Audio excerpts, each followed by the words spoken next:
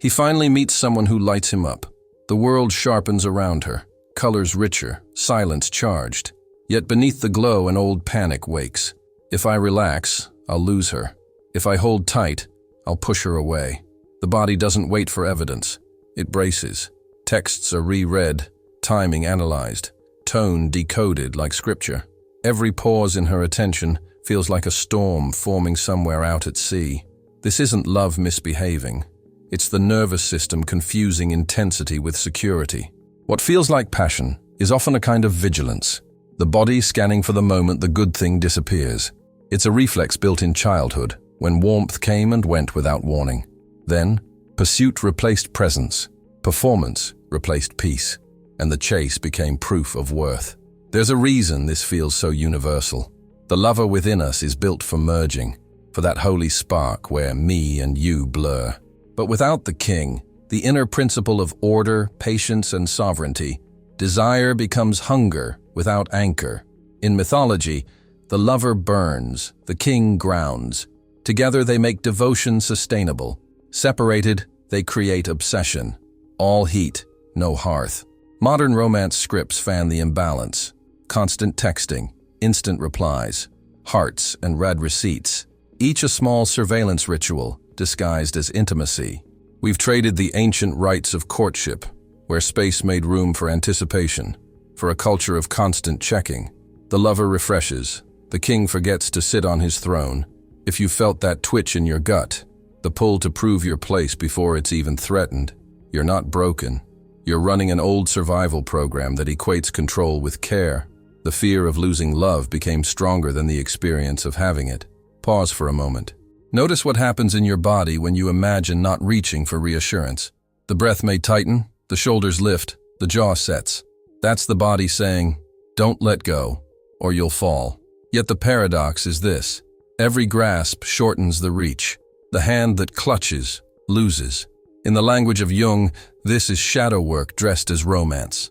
The shadow here isn't dark in the moral sense. It's the unacknowledged terror of being left behind. The parts of us still waiting at the window. When those parts stay unseen, they animate our gestures. The double texts, the subtle tests, the self-sacrifice disguised as love. To detach isn't to withdraw. It's to bring awareness where impulse used to live. As Dr. Gabor Mate would say, the body remembers what the mind denies. The nervous system, wired for old chaos, mistakes adrenaline for affection. It feels alive in uncertainty, because calm once meant neglect. So of course peace feels foreign at first. It isn't dull, it's just new. Here's a gentle practice.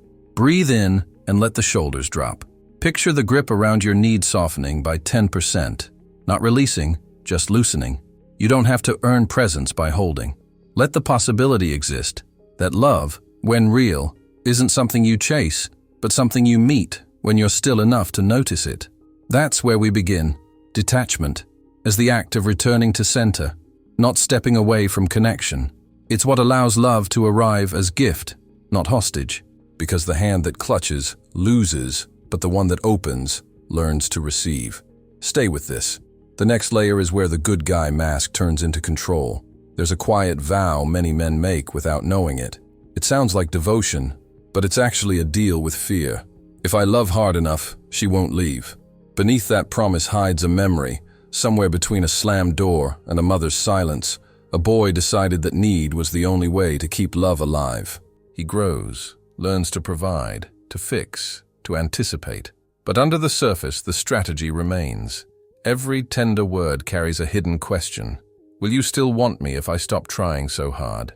Need becomes performance. Attention becomes insurance. It feels romantic, even noble, but it's a magnetic lie. The belief that the more we need someone, the more they'll need us back. The truth is colder and kinder. When need turns strategic, it stops being intimacy. It becomes negotiation with our own abandonment wound. Jung would call this a projection of the anima, the inner feminine image each man carries. Instead of meeting a real woman, we meet the reflection of our unhealed longing, the dopamine of the chase, the oxytocin of each small reassurance, the panic when she withdraws. All of it becomes a chemical loop that reenacts the original ache.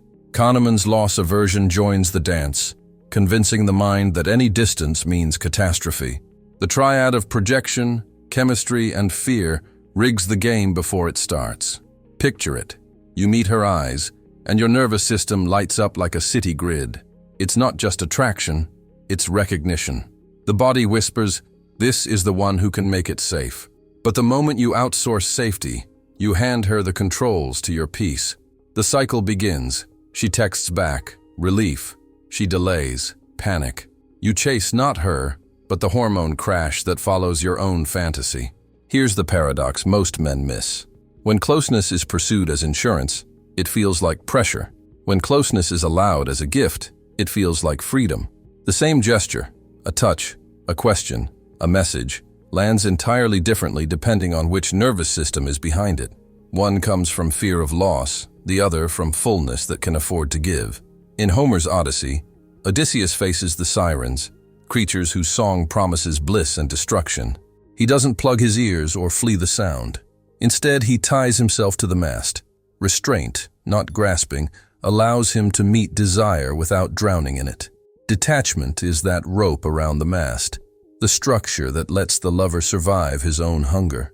Dr. Mate might say the body, addicted to intensity, mistakes the siren's call for connection because it mimics the chemistry of early pain. Each text, each sigh, each silence becomes a hit of the old drug. But restraint, conscious distance, rewires the pattern. It teaches the system that love doesn't have to burn to be real. The lie of need says, "I can make you stay if I need you enough." The truth of love says, "You are free to go, and I am still whole." One is a child's prayer, the other, a man's practice. Notice how the body softens when you imagine no longer begging chemistry for proof. The shoulders drop. The breath finds rhythm again. That's sovereignty re-entering the room. We've been trained to equate control with commitment, yet every grasp sends the same signal. I don't trust love to choose me. When you finally see that, the chase stops feeling noble. It starts to look like a defense against grief, the grief of realizing that no amount of needing ever guaranteed you'd be kept. So, watch how this unfolds. The next layer is where the good guy mask turns into control. There's a point in every anxious romance where care quietly changes costumes. What began as tenderness turns managerial. The texts multiply. Advice replaces curiosity. You start fixing things that were never broken. It looks like devotion, but it's really a transaction. If I stay useful, I'll stay wanted. Underneath that impulse lives the rescuer archetype, an ancient figure who believes belonging must be earned through service.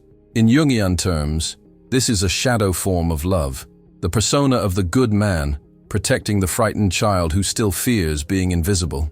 Each act of over-functioning is a bribe slipped to fate. See how much I give? Don't make me face that emptiness again. The nervous system joins the conspiracy. Attachment activation narrows perception. Everything becomes evidence. You read her silence as danger, her fatigue as rejection. The halo effect paints your behavior as care, while your partner feels the surveillance behind it. What she experiences as control, you experience as panic relief. It's the same moment, two nervous systems, different worlds. Most men miss this pivot because it's subtle. The intensity spikes right after you feel small, after a joke lands wrong, after she cancels plans, after a few hours of quiet. That sudden flood of loving effort isn't affection. It's a counterattack on shame. You're not reaching for her. You're trying to rescue yourself from the echo of being unwanted. Dr. Gabor Mate might describe it as the addiction to fixing, a chemical surge that temporarily numbs the ache of powerlessness. Every helpful gesture releases a dose of dopamine, a false signal of safety. But safety built on control always collapses because it depends on another person's compliance. Imagine a gardener pulling at a sprout to help it grow.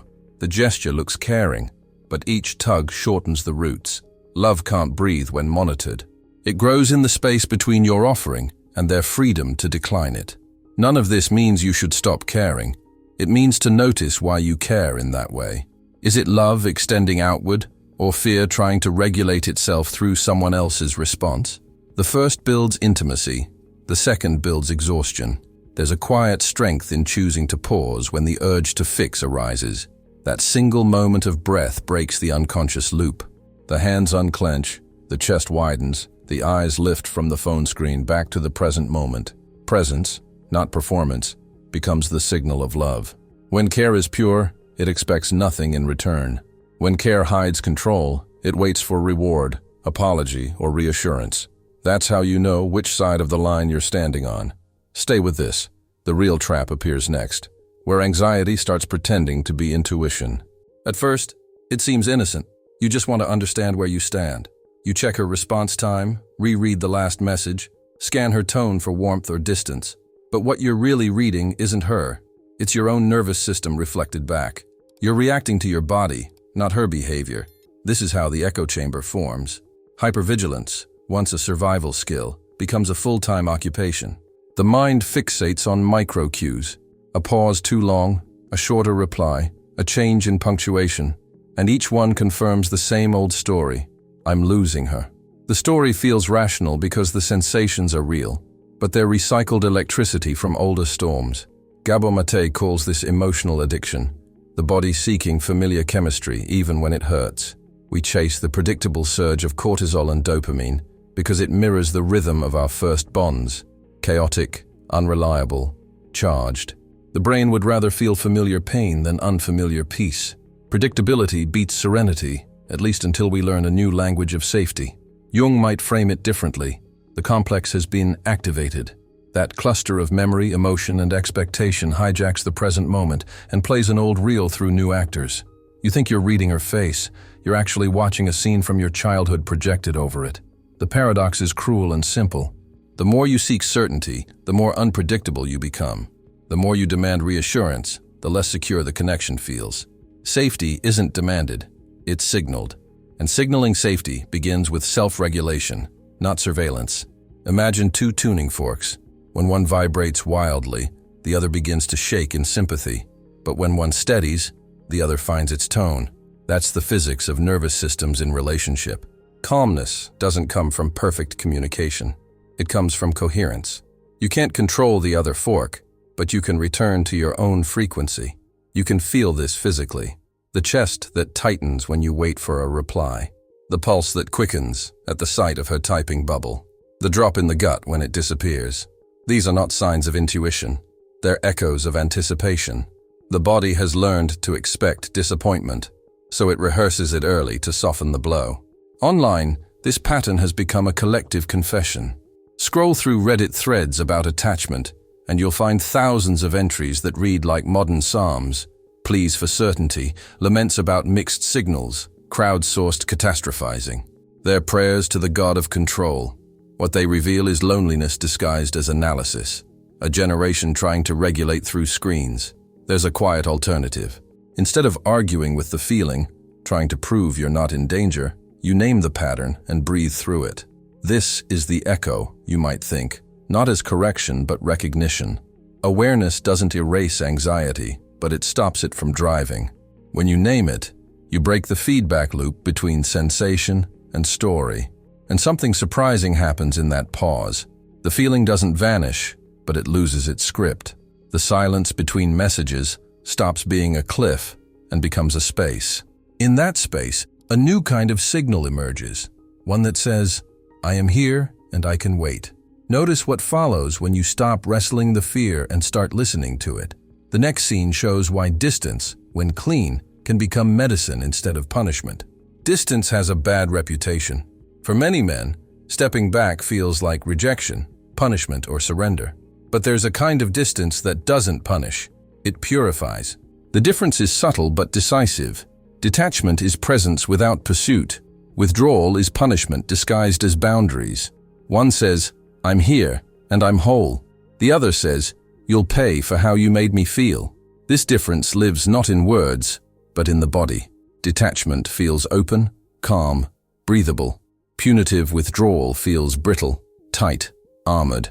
The first regulates, the second retaliates. When you withdraw to hurt, you're still hooked. When you detach to center, you begin to heal. Robert Moore's King Lover model captures this perfectly. The king represents order and grounded authority. The lover embodies passion and connection. When the lover runs the show, he fuses and floods. When the king rules alone, he isolates and dictates. Integration happens when both sit at the same table. The king steadies desire, the lover warms the throne. Together they create what Jung called a sacred marriage, eros anchored by consciousness. This integration isn't philosophical, it's chemical. The body learns to tolerate aloneness without panic. That's the crucible where real availability is born. If you can't sit with hunger, you'll feed on control. The paradox is that solitude, practiced cleanly, becomes the prerequisite for intimacy. Absence teaches the nervous system that silence doesn't mean exile. Consider the discipline of the samurai. The blade's sharpness isn't in constant display but in restraint. A sword unsheathed at every flutter of fear dulls against the air. Detachment works the same way. Power is preserved through choice, not compulsion. When a man can stay seated in his own presence while another person fluctuates, comes close, drifts away, returns again, he begins to taste a rarer form of peace, the peace of non-contingency. It's not cold, it's clear. It says, "My love is offered, not leveraged." Many confuse this with emotional distance, but it's actually intimacy that has matured past panic. You stop measuring affection by access. You no longer need to track someone's every signal to confirm your place. You sense it internally, the way a tree senses its own roots, even when the wind is high. Sometimes, of course, distance will be misread. Partners accustomed to fusion may call it detachment, may even test it with silence. That's where the work deepens. The temptation will be to reattach quickly, to prove you're not cold. But warmth without boundaries turns into heat without form. It burns rather than lights. Clean distance communicates, "I remain respectful, but I won't chase reassurance." Punitive withdrawal says, "I'll make you feel what I felt." The first restores dignity to both. The second breeds resentment and fear. There's a phrase in Japanese sword culture, "seem no kiai," the energy of restraint before a strike. It's a quiet pressure, neither aggression nor retreat. Detachment holds that same posture. Presence coiled, not reactive. Alive, but not demanding. Here, many men lose their center. The first honest no exposes the family ghost, the inherited belief that love must always cost self-abandonment. When you hold your ground with an open heart, the pattern trembles. You feel the pull to apologize for your own boundary. Stay conscious there. That tremor is the nervous system learning a new language. Firmness without hostility, solitude without fear. The next step will uncover what hides behind that tremor. The family ghost still whispering that love is earned through performance. Every relationship sits at a crowded table. You think it's just you and her, but the seats are full. Mother, father, the child you were, the man you promised you'd never become. When she sighs, one of them stirs. When she pulls back, another whispers, "Do something, or you'll vanish again." The argument isn't new. It's a replay of an ancient contract that began long before you could name it. You're not just dating her. You're reenacting a pact made with your first caretakers. If I perform, I'll be seen. If I stay perfect, I'll be safe. That contract doesn't dissolve with age. It migrates. The partner becomes the new authority to appease, the one who decides whether you matter. It's why adult love can feel so much like childhood dread dressed in adult language. Jung described this as a complex, a cluster of emotion, memory, and instinct bound by electricity. When it's triggered, the present collapses into the past. You think you're negotiating a text or a tone, but what's really happening is that the boy inside you is trying to renegotiate his first heartbreak. Each conflict becomes an audition for love that was once withheld. Loss aversion makes it worse. The psyche clings to the familiar pain rather than risk a clean loss. You'd rather repeat the old script than feel the original grief in full. So you stay, argue, prove, fix, anything to avoid facing that early moment when your love went unanswered. The body still fears that silence, even if the adult mind knows better. You can feel the ghost in small ways, the need to explain yourself completely, the guilt after setting a simple boundary, the exhaustion that follows every attempt to earn ease. These aren't just quirks of personality, they're the nervous system paying an old debt, still convinced that comfort must be purchased with performance. In this light, control in love starts to look like filial devotion misplaced. You're not seeking a partner's affection, you're seeking parental relief. Every "I'll do better" is a prayer to a God who isn't in the room anymore. It's tender, tragic, and utterly human. Gabor Mate often reminds us that trauma isn't what happened to you. It's what happened inside you. The wound here isn't the abandonment itself. It's the nervous system frozen in anticipation of its return. Healing begins when you stop deputizing your partner to heal your parent. When you see that she cannot close a story she didn't start, something inside loosens. In mythology, Orpheus walks out of the underworld with Eurydice following close behind. The condition is simple. He must not look back, but the past hums with gravity. He turns, and she vanishes. That's how it works when we keep looking backward through our partners. Each glance to confirm safety reopens the underworld we were meant to leave. To stop looking back doesn't mean to forget. It means to hold memory without reenactment, to honor what shaped you without letting it script your next chapter. You begin to sense that love offered freely is not a rerun of childhood mercy. It's a present moment choice between two sovereign people. Stay with me here. The break in the pattern isn't a tactic. It's a posture. The turn that follows isn't about managing anyone else's behavior. It's about reclaiming the gravity that was always yours. The quiet authority of a man no longer ruled by ghosts. There's a moment, often quiet and almost invisible, when a man stops performing for love and starts standing in it. Nothing external changes first. She may still pull away, the messages may still lag, but something internal shifts. The grip relaxes. The air clears. What once felt like rejection now reads as rhythm. This is the quiet turn, the move from control to gravity. Detachment is often mistaken for coldness, but in truth, it's a kind of sovereignty. It's not indifference. It's the ability to stay aligned while desiring deeply. When your attention roots first in self-connection, everything you offer becomes cleaner. You no longer trade affection for security. You offer presence as a gift, not a demand. Jung might call this individuation in action, the process of uniting opposites within yourself so that love flows outward without needing to possess. The lover becomes conscious of his fire. The king channels it with steadiness. Desire remains, but it's no longer desperate. You stop orbiting someone else's moods and begin to generate your own gravity. From a nervous system view, the sequence is simple. Regulate before you relate. The body can't tell the difference between passion and threat when flooded. So you breathe, ground, and then speak. Not as manipulation, but as calibration. Once the body is settled, you can listen instead of defend. You can feel curiosity return. You can sense her experience without dissolving into it. Dr. Gabor Mate might say that presence communicates safety better than any promise. When you're self-regulated, your very tone tells the other nervous system, it's safe to exist here. That's why you don't need to fix or persuade. The calm itself does the work. Curiosity replaces surveillance. Instead of, what does she mean by this silence? It becomes, what story does my body tell when silence appears? The frame shifts from interrogation to awareness. You stop selling and start seeing. Love breathes again. Boundaries become quieter too. They no longer sound like walls, but like the natural edges of a riverbank. They give direction without blocking flow. A text that once required an anxious explanation now receives a simple truth. I need time. Fewer words, truer words. You speak less, mean more. Daily life begins to echo this new posture. Fewer check-ins, deeper check-ins. Presence, not proof. You start to prefer one honest conversation to a dozen anxious ones. You notice how time, when unhurried, deepens affection rather than threatens it. This is the paradox of attraction. The energy that doesn't beg becomes magnetic. It's not a tactic, it's physics. People are drawn to what feels stable because stability signals safety. Gravity doesn't chase, it holds. Peace, once mistaken for boredom, reveals itself as quiet authority. The body starts trusting stillness again. You sense it in simple acts.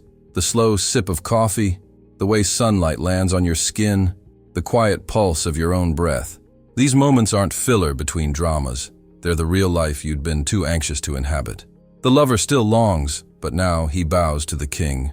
Desire remains a flame, but it burns inside a lantern instead of a wildfire. When you learn to carry that light without gripping it, love can approach without being smothered.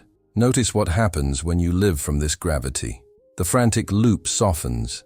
The need for proof dissolves. Attraction stabilizes around energy that no longer pleads. You've stopped performing for belonging and started embodying it.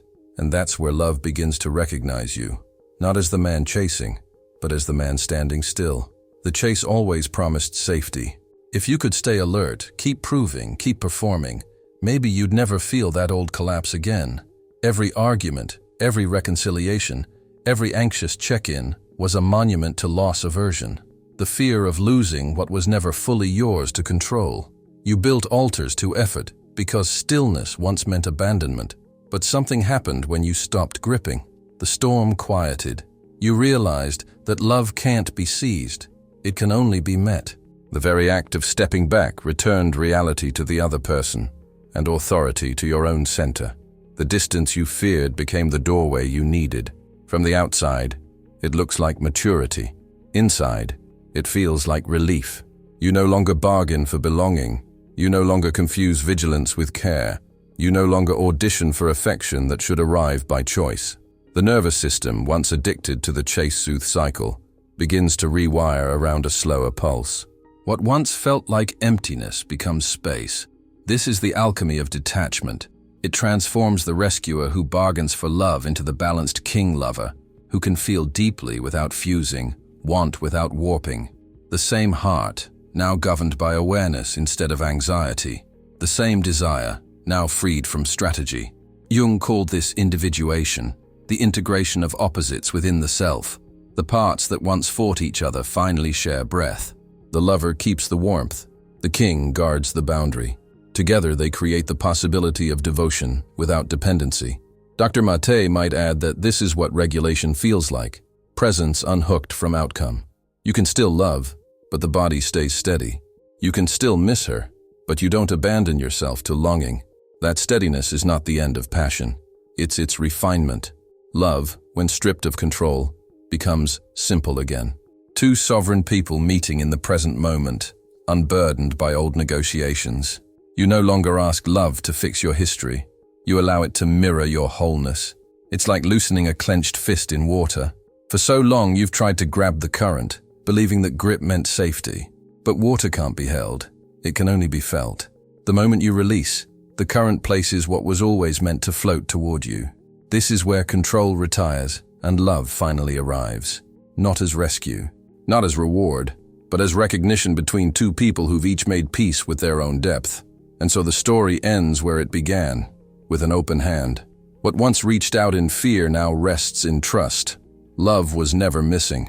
It was simply waiting for the room that only detachment could create.